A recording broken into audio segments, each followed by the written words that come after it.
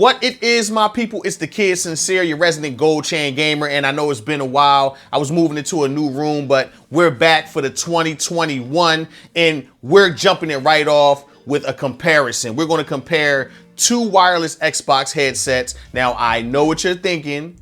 If you're watching this now, Xbox just announced a first-party headset. We will have that in studio. We will be reviewing it and comparing it. But I wanted to review two headsets that are on the market now and compare them, because with these new consoles, which are extremely hard to get, so if you have one, you are one of the lucky few, compatibility issues came into play because they got rid of the optical port on the back of the console. So there's only a handful of headsets that's compatible with the Xbox Series X/S. The two that's on the market are from Astro, and they have their A20 headset that's compatible with both consoles and the Xbox One family of consoles.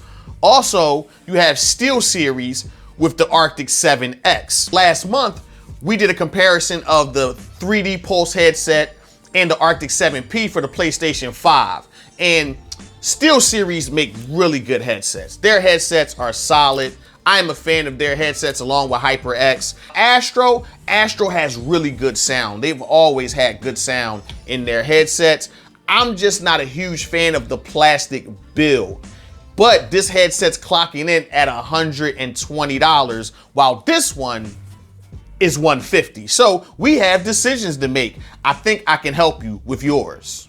So let's start off with one of the most important features, and that's sound quality. There's not that much of a difference between the two. There is, but not that much. Now, out of the box, the Astro A20 sounds really good, signature Astro sound. You do have an EQ setting on the side that gives you about three options. You know, one is more boomier and bassier, one is more flat to where you can hear a lot of footsteps, and then one is more neutral, like right there in the middle, but it does not have app support, so you can't adjust mids, highs, and lows to your liking.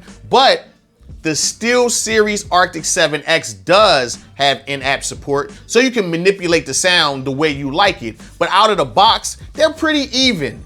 I would say out of the box, I would give the advantage to the Astro A20, but once you do some tweaking in-app, you kind of can match that sound and even exceed it in ways. But out of the box, neither one sounds bad, so you can't really go wrong with the sound quality. But if you want options and you want to adjust your sound, then you probably should go with the Arctis 7, because you can do that in app and you're pretty much stuck with the three presets that are on the Astro A20.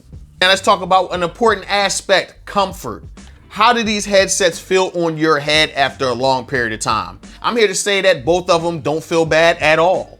Now I know it sounds like they're pretty even, but this is where some of the separation comes into play, because the Astro A20 is made entirely of plastic with a rubber under for the band. Now, as you can see with my slick, shiny, bald head, rubber under the band is not really beneficial. They didn't fall off my head or anything like that. I know it's gonna be 100 jokes in the comments, but they do feel cheap in a way.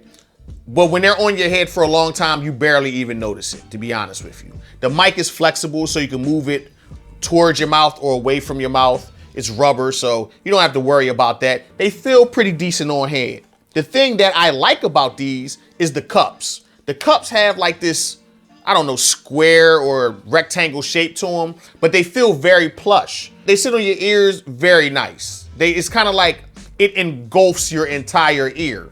That sounded crazy. But yeah, that's what it feels like. It feels like it engulfs your entire ear. They don't feel bad. They feel pretty decent. And I like the material that the cups are made out of. You know, it's very deep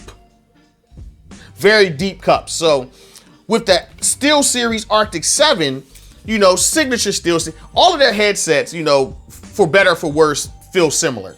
And this feels no different than the 7P that I reviewed last month. But this is a lot more comfortable than the A20 to me. And it's because they don't squeeze your head, and the band that's made of elastic kind of holds your head into place. It doesn't feel like it's actually on your head, because the band is made out of some kind of aluminum, as you can see. And you don't want that really sitting on your head, so it's the band that's adjustable, that sits on your dome and holds the headset in a place. And that just feels more comfortable to me. Now let's do a mic test. If I ruled the world and everything in it, sky's the limit. I push the Q45 infinite. It wouldn't be no such things as jealousy or be felonies. Strictly living longevity to the destiny I thought I'd never see, but reality struck. Better find out before your time's out. What the If I ruled the world and everything in it, sky's the limit. I push the Q45 infinite. It wouldn't be no such thing as jealousy or be felonies. Strictly living longevity to the destiny I thought I'd never see, but reality struck. Better find out before your time's out. What the All in all, both mics sound pretty good. Now, the Steel Series has the retractable mic. You can hide it, put it back in there. It also has a mute button. And you can see a signal indicator to tell you that your mic is muted. As the A20 has a flip down mic that once you flip it up, it's muted. You flip it down, you're live. So that's cool. Both of these options are pretty cool to me. They both are flexible. This one moves in and out, and the Steel Series one, it can get real wonky. Like you can do just about anything with this. So the quality of the mics are pretty good. The positioning of the mics are good. I would say they're pretty even here. Like if you're making a decision on mic quality, you're one of these huge chat guys, you want to talk trash to everybody you're playing against, pretty even here. Now some accessibility features. Both of them use a dongle to be used wireless. The Astro A20 has a USB dongle, which is, you know, fairly standard. It's all stuff that you've seen before. The Steel Series has a USB-C dongle, but the Xbox Series X doesn't have a USB-C port, which is bizarre. I don't know why that choice was made. The headset does come with a converter cable, so you can use this and put this on the back of your Xbox Series X and put the dongle onto this cord and have it work that way. I want to say that that's geared more towards PC. So I did, you know, test the microphones on PC. That's just a weird omission to me. I don't know why they couldn't just make it a regular USB, considering the fact that the Xbox Series X does not have USB-C ports. So I don't know. As I stated earlier, the Astro A20 does not have in-app support, so you cannot adjust any sound in any department on that headset, which I think is weird because the Command Center app that Astro is pretty good. It's a pretty good app. And they've been using that for a long time. And I want to say that the previous model of the A20 was supported in that app, and this one is not. I don't know why that's like that. That's something that Astro's going to have to explain to the public. It just doesn't make any sense to me. But then you have the Steel Series, which does have an app where you can adjust sound, but they don't really market that an app is to be used with this headset, which is bizarre. I had to have somebody tell me in the comments of my last review that there is an app that I can adjust the sound in. And once I found that app, it was just beautiful. Like, that headset is wonderful. It does wonders for me. I still use the 7P when I play PS5, and I'm pretty sure I'm going to use the 7X when I use the Xbox Series X. But I just think that's weird that they don't just outright say, hey, you should hook this up to an app, you know, download whatever firmware.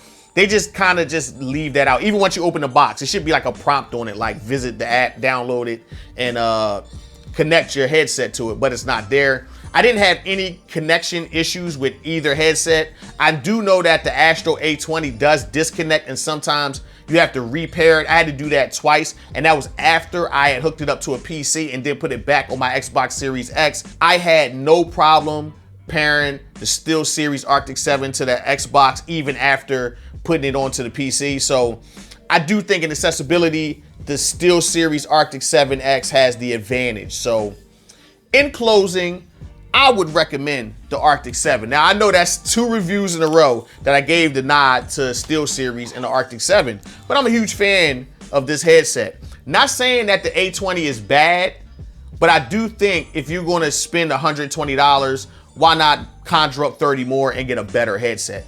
To me, even aesthetically, it's better looking. I like the black and green, like on the headband. That is beautiful. I think it's dope. This looks like what they would consider gamer friendly, you know what I mean? Has that robotic, futuristic look that, I mean, it looks cool, but say hypothetically you wanted to use this on something else, right? And that's another thing too that I actually forgot. I always have this one admission before I end the video, and you can't hook these up wired. No, there is no port on this headset to use it wired. And that's weird to me. I think every headset should have the option to be wired. And of course, the Steel Series does. It comes with like 3 different wires for 3 different things.